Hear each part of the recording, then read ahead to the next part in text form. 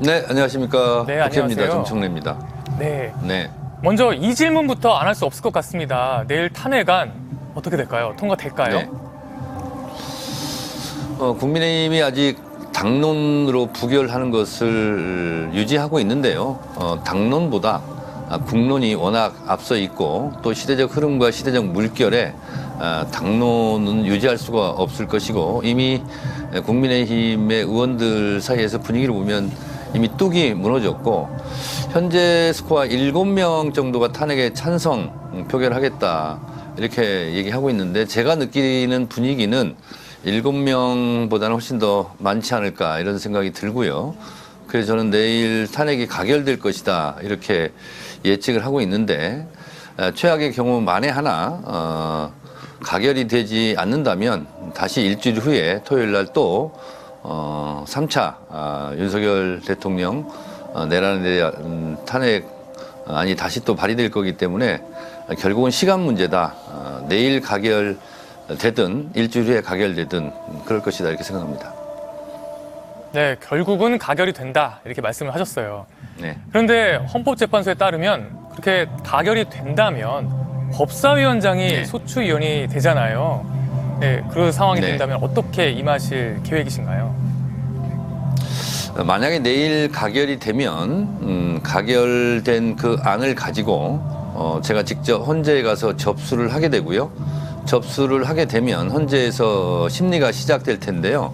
법적으로는 6개월 이내 이렇게 시한이 돼 있는데 아마 이 윤석열 대통령의 내란 혐의는 너무나 명백하고 증거들이 많고 온 국민들이 다 증인이고 또 실제로 반란에 참여했던 군인들이 증언도 많이 있고 또 무엇보다 중요한 것은 총을 들고 국회를 쳐들어오지 않았습니까? 그래서 이런 증거들이 차고 넘치기 때문에 박근혜 대통령이 뭐 60여일 이렇게 걸렸다고 그러는데 저는 두세 달 안에 끝나지 않을까 이렇게 생각합니다. 네, 국민의힘 권성동 원내대표는 그런데 내일 의원총회에서 탄핵안 표결을 어떻게 할지 당론을 정하겠다 이렇게 말을 했어요. 현재까지 국민의힘의 당론은 아직도 부결이거든요. 내일 의원총회에서 어떻게 될 걸로 예상을 하십니까? 권성동 원내대표 하나의 힘으로 막지 못할 것이다. 이미 대세는 기울었기 때문에 저는 권성동 의원을 찍지 않는 국민의힘의 30여 명이 있지 않습니까? 그분들 사이에서 충분히 가결이 가능한 그런 찬성표가 나올 것으로 예상을 하고 권성동 원내대표는 박근혜 탄핵 때 법사위원장으로서 박근혜 탄핵 소추위원으로 헌재에 직접 가서 검사 역할을 했던 경험이 있는 분입니다. 그래서 아마 사려 깊은 판단을 하지 않을까 그렇게 생각합니다. 네, 결국은 이제 국민의 목소리에 귀 기울이지 않을 수 없을 거다 이렇게 일단 예상을 하셨습니다. 내일 좀 상황을 지켜봐야 될 것 같습니다. 어제 윤 대통령 담화 얘기도 좀 나눠볼겠습니다. 윤 대통령이 담화에서 2시간짜리 내란은 없다 이러면서 탄핵하든 수사하든 당당히 맞서겠다 이렇게 얘기를 했거든요. 어떻게 보셨어요?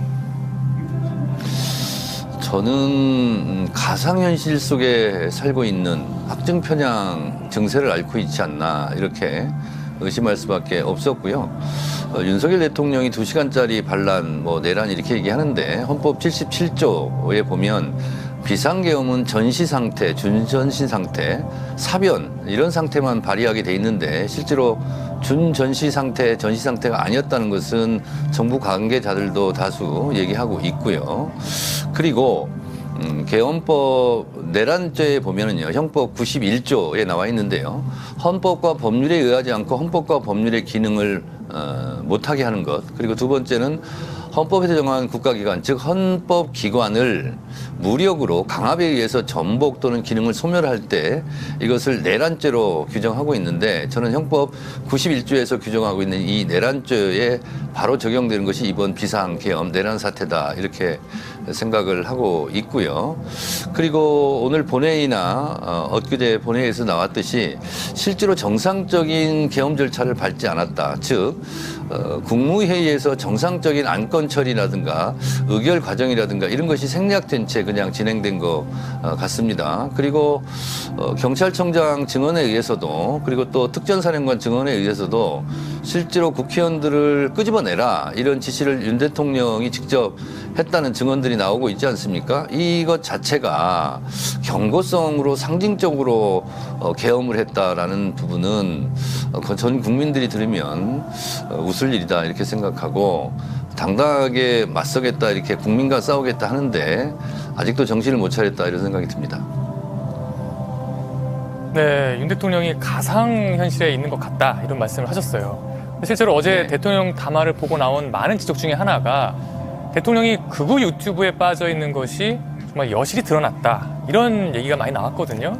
네, 윤 대통령을 많이 접촉을 하셨고 많이 경험을 하셨는데 네. 이 부분 어떻게 생각하세요?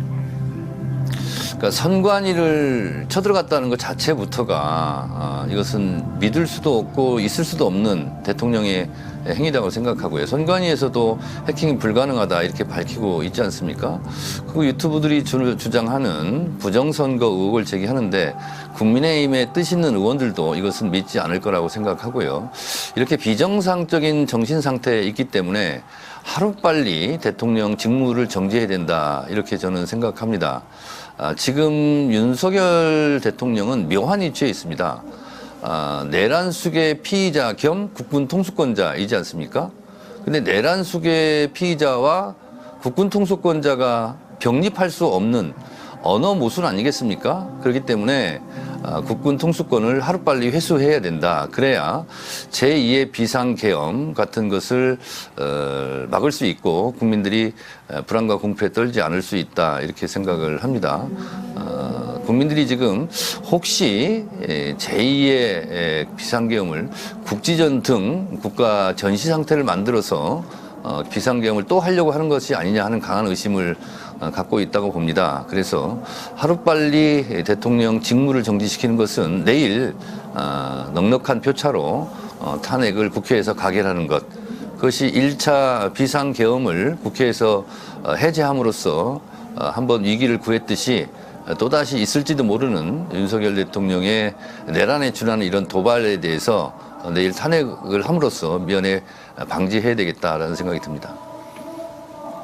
네, 특검 얘기도 궁금합니다. 어제 김건희 특검법 네. 그리고 내란 특검법이 국회를 통과했거든요. 네, 아직 정부에 이송되지는 않았다고 하더라고요. 이거 어떻게 해야 되는 건가요? 국회에서 이것이 통과됐다고 텔레비 중계를 보고 나서 바로 이송이 되는 것이 아니라 실제로 서류로 절차를 밟아야 되는데 그 절차를 밟고 있는 것으로 알고 있고요. 그리고 무엇보다도 내일 탄핵이 너무나 중요하기 때문에 그 이후에 김건희 특검이라든가 이 내란에 관련된 특검 같은 경우는 그 이후에 진행되는 상황이기 때문에 우선 당장 선택과 집중 차원에서 내일 탄핵에 집중하자 이런 면도 있어 보입니다. 그래서 당장 급한 것은 내일 탄핵이다. 그 이후에 곧바로 김건희 특검과 내란 특검의 절차는 밟게 됩니다. 네, 그런데 이 와중에 검찰이 명태균 씨의 네. 이른바 황금폰을 확보했다 이런 소식이 전해졌거든요. 그동안 여기에 윤 대통령 부부의 의혹과 관련한 여러 증거가 담겨 있을 거다 이런 얘기가 많았는데 앞으로 어떤 파장이 있을 것으로 예상하십니까? 그건 알 수 없죠. 명태균 씨의 그 핸드폰 안에 무엇이 들어있는지는 저도 알 수 없겠는데 아마 이번에 비상계엄과 탄핵 이런 전국에 비추어 봤을 때 본인이 지금 내는 것이 시기적으로 적절하다 판단했을 것 같고요. 분명히 그 안에 뭐 직접 통화했다는 증거라든가 이런 것이 나오면 아마 탄핵 이후에 좀 더 윤석열 대통령이 궁지에 몰리는 그런 국면으로 빠져들지 않을까 그런 생각이 드는데 명태균 씨 부분은 지금의 내란에 비하면 좀 작은 이슈이기 때문에 내일 탄핵을 통해서 또 추가로 윤석열 대통령을 탄핵할 수밖에 없었던 그런 또 하나의 증거로 작용하지 않을까 그런 생각이 듭니다. 네. 네, 저희가 화면으로 지금 국회 앞 집회 상황 계속 보여드렸거든요. 지금 소리도 계속 들립니다. 지금 정 의원님이랑 말씀 나누는 네. 와중에도 지금 계속 집회 이 현장에 소리가. 있는 저도 네. 지금 들리고 있습니다. 네. 네. 근데 며칠 전 법사위 진행하시면서 소녀시대 다시 네. 만난 세계 가사를 소개하면서 이렇게 울컥하시는 모습이 화제가 됐었거든요. 그때 뭐 때문에 네. 이렇게 울컥을 하셨어요? 저도 국회 앞 집회에 광선검을 들고 몇 번 나갔었는데요. 거기에 오는 학생들이 대학생들, 고등학생들, 심지어는 중학생들도 오고 있더라고요. 어른들이 잘못한 것을 우리 젊은이들이, 아이들이 유쾌한 정치 반란으로 승화시키고 있었습니다. 2016년, 17년이 탄핵 촛불이었다면 지금은 2030들이 아이돌의 아이콘인 이 응원봉을 들고 신명나게 어른들을 꾸짖고 있는 그런 모습을 보면서 그 응원봉에 물결이 있는 그 모습을 보면서 너무나 고마웠고요. 그리고 너무나 미안했고요. 그래서 저도 모르게 울컥했는데 요즘은 제가 담장을 넘어서 계엄의 그 서울의 밤에 갈 때 어쩌면 계엄군들이 먼저 진주에 있으면 내가 잡혀서 어디론가 끌려갈 텐데 그런 생각을 하면서 3, 4분을 걸어가는데 제가 학생운동할 때 88년 안기부에 끌려가서 어느 이름 모를 호텔에서 4시간 동안 고문 폭행당했던 그런 생각들도 들어서 당일날은 빨리 가결해서 비상계엄을 해제해야 된다는 생각밖에 없었는데 하루하루 지나면 체포 대상이 또 저도 포함이 돼 있었고 오늘 또 이러저런 증언에 의하면 뭐 암살조도 운영된 것이 아니냐 이런 생각이 들었을 때 이것을 우리 시민들, 군인들이 군인들 계엄군을 막아서지 않았다면 국회의원들이 의결할 수 있는 시간을 확보하지 못했을 것이고 그래서 30분만 의결이 늦었으면 어떠한 참극이 벌어졌을까 이런 생각을 하면 아찔한데 그것을 막아준 것도 국민들, 시민들이고 또 지금의 국민의힘 국회의원들을 탄핵 찬성으로 이끌어오는 것도 결국은 이런 시민들의 물결 이것이 큰 영향을 미치고 있지 않나 그런 생각이 들어서 너무 고마워서 울컥했습니다.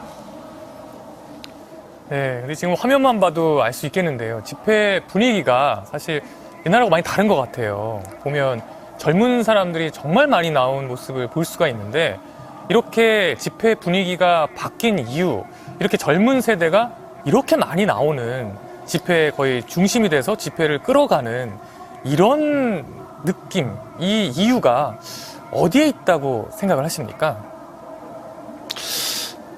제가 어제 집회 현장에 참여하면서 제 주변에 앉았던 학생들이더라고요. 물어봤어요. 몇 학년이냐고 물어봤더니 대학교 2학년이라고 그러더라고요. 그 친구들끼리 인천에서 왔다고. 그래서 제가 여기는 왜 왔느냐고 물었더니 이렇게 얘기를 해요. 우문현답을 하던데, 이 윤석열이 내란을 저질렀는데 이것은 헌법에 반하는 거 아니냐. 우리 다 교과서에서 배웠다. 이건 아니지 않느냐. 그래서 헌법을 바로잡고 나라를 바로잡으러 왔다는 거예요. 그래서 그 순간 참 가슴이 먹먹하더라고요. 그래서 본인 친구들도 여기를 너무 오고 싶어 하는데 본인들이 왔다 그러면서 얘기를 했고 또 한 친구는 거기도 대학교 공교롭게 2학년 학생이었는데요. 인공지능학과라고 그래요. 근데 첫날부터 여기 와 있었답니다. 그래서 기말고사 기간인데 여기서 밤새 기말고사 공부를 그날 밤 했다고 그러더라고요. 그런데 웃으면서 뭐라고 얘기하냐면 추운 데서 고생하니까 공부하니까 오히려 안 졸리고 공부가 잘 됐다 이런 얘기 하는데 너무너무 미안하더라고요. 그래서 그런 친구들이 대부분 와 있고 또 며칠 전에는 중학교 2학년 학생들이 여기를 찾았더라고요. 그래서 왜 왔냐고 물어봤더니 여기 가면 재밌다고 그러던데요. 신나고요. 그런 얘기를 하더라고요. 그래서 이것이 오히려 우리 학생들에게 젊은이들에게 K민주주의의 어떤 학습의 장이 또 될 수도 있겠다 이런 생각이 들고 이번 고비를 잘 넘기면 이렇게 젊은 청년들이 이런 헌법을 지키고 나라를 구하고자 하는 애국심으로 한번 경험을 했기 때문에 대한민국의 미래는 앞으로 희망적이고 밝다 이런 생각도 또 한편으로 했습니다. 네, 집회 현장에 나와서 기말고사 공부를 하고 있다. 이 얘기가 참 저도 인상적으로 다가옵니다. 또 이번 집회가 결국 앞으로 대한민국의 민주주의를 키워나가는데 좋은 계기가 될 것이다. 이런 말씀 정말 저도 인상 깊게 들었습니다. 네, 정청래 의원님 지금까지 말씀 나눠주셔서 감사합니다.